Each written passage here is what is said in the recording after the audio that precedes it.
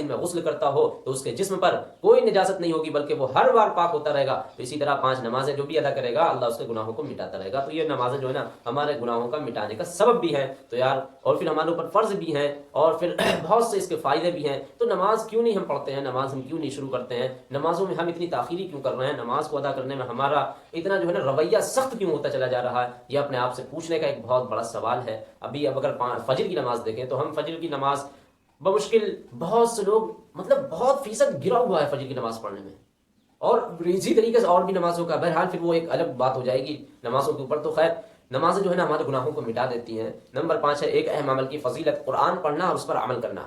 رسول اللہ صلی اللہ علیہ وسلم نے فرمایا جس نے قرآن پڑھا, اس کے حکموں پر چلا, اس کے ماں باپ کو قیامت کے دن ایک ایسا تاج پہنایا جائے گا جس کی روشنی آفتاب کی روشنی سے بھی زیادہ ہوگا. تو تمہارا کیا خیال ہے اس پر عمل کرنے والے کے بارے میں؟ تو یاد رکھو جو قرآن پڑھتا ہے اور اس پر عمل کرتا ہے تو کل قیامت کے دن اس کے ماں باپ کو قیامت کے دن ایسا تاج پہنایا جائے گا جس کی روشنی سورج کی روشنی اس کے آگے پھیکی پڑ جائے گی, جس کی چمک سورج کی کرنوں سے سورج کی تیز روشنی بھی اس کے سامنے بے دھمک ہو جائے گی, اور اس سے بھی زیادہ اس تاج کی روشنی ہوگی. تو کیا خیال ہے آپ کا؟ تو نمبر 6 ایک گناہ کے بارے میں کسی مسلمان کی غیبت اور بے عزتی کی سزا. دیکھیں رسول اللہ صلی اللہ علیہ وسلم نے فرمایا جس نے کسی مسلمان کی غیبت کی اور اس کی غیبت کے بدلے میں ایک لقمہ بھی کھایا تو قیامت کے دن اللہ تعالیٰ اس کو ایک لقمہ جہنم سے کھلائیں گے. اور جس نے کسی مسلمان کی بے عزتی کی اور اس کے بدلے میں اس کو کپڑا پہننے کو ملا تو قیامت کے دن اللہ تعالیٰ اس کو اسی قدر جہنم سے پہنائیں گے. تو یار کتنی سخت وعیدیں ہیں. آج ہم اگر ان بیماریوں کو دیکھیں اپنے اندر تو ہم ہو سکتا ہے, میں بھی اپنی بات کر رہا ہوں آپ لوگوں کی نہیں, تو ہو سکتا ہے میں بھی اس بیماری سے دوچار نہیں ہوں گا کیونکہ میرے اندر بھی یہ ساری تمام بیماریاں بھری ہوئی ہیں. ایک دوسرے کی غیبتیں کرنا, ایک دوسرے کی بے عزتی کرنا, ہم مسلمانوں کا تھا یہ ایک پروفیشن بن چکا ہے, ایک دوسرے مسلمانوں کی غیبت کرنا, ایک دوسرے مسلمانوں کی بے عزتی کرنا آج ہمارا یہی پیشہ بن گیا ہے جو آج نہ صرف ہمیں ظالم اپنا لقمہ بنا رہے ہیں بلکہ ہمیں خود مسلمان آپس میں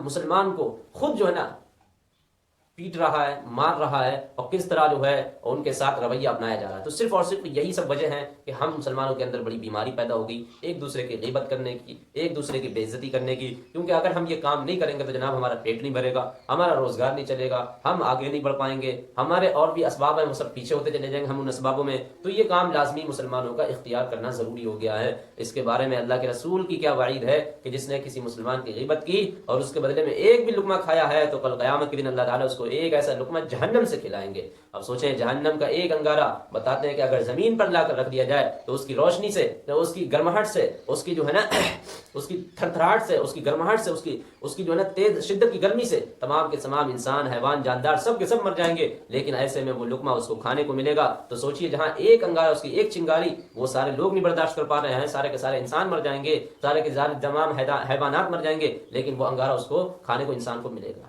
اسی طرح مسلمان کی بے عزتی, اس کے بدلے میں اس کو کپڑا پہننے کو ملا تو قیامت کے دن اللہ تعالیٰ اس کو اسی قدر جہنم سے پہنائیں گے. یاد رکھیں گرمی میں ذرا سا سورج اگر ہمارے اوپر ہوتا ہے اور تیزی کے ساتھ, شدت کے ساتھ دھوپ نکلی ہوتی ہے تو ہم اس دھوپ میں نہیں چل پاتے, ہمارے پاؤں میں چھالے پڑ جاتے ہیں. تو سوچیں, اور ہمارے جسم پر اگر یہ وہ ہمارے جسم پر وہی کپڑا ملے گا, وہی کپڑا پہننے کو ملے گا تو سوچیں ہماری اس وقت میں کیا حالت بنے گی. اس لیے اللہ تعالیٰ ہم مسلمانوں کو غیبت کرنے سے, چغلی کرنے سے, جھوٹ بولنے سے, ہم تمام